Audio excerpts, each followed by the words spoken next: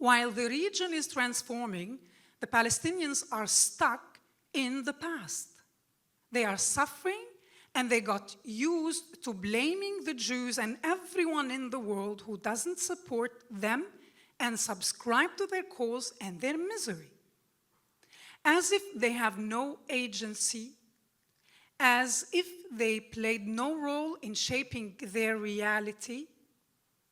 They won't even accept criticism from their friends, from Arabs and Muslims who are tired of paying the price of the Palestinian cause for the Palestinian choices, especially after October 7th. We cannot tolerate the Palestinian emotional tantrums any longer. We cannot undo history, and we must hold the Arabs of Palestine accountable for their actions.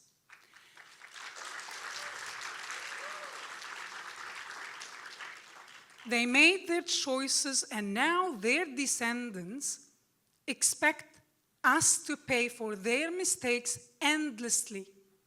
The Lebanese realized in the 70s that the Palestinians abused their hospitality and used Lebanese territory to train their militias and wage terror attacks against Israeli civilians.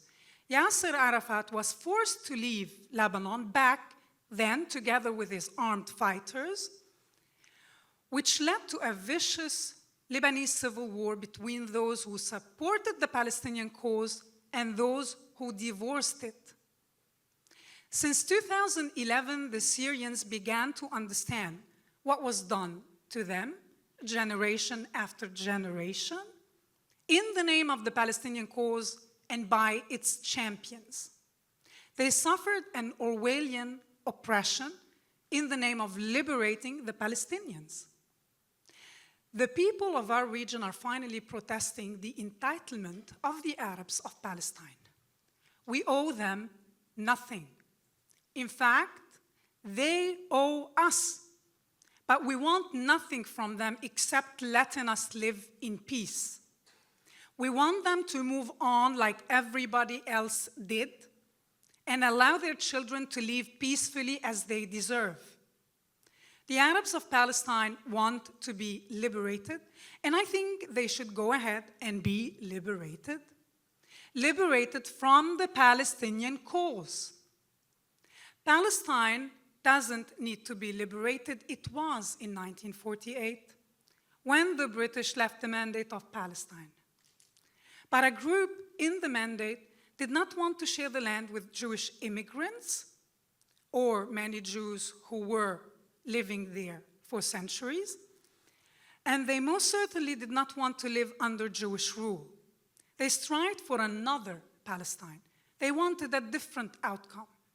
But 1948 is past, gone. Wars have been fought, wars have been lost, wars have been won, a project has emerged, a project has survived and thrived. It is called Israel. A country where everyone is represented, even those who criticize it harshly. Everyone except those who rejected the project and sought night and day to destroy it. Even after October 7th, the Palestinians feel entitled. They make demands and expect our sympathy and understanding. They lost over and over again.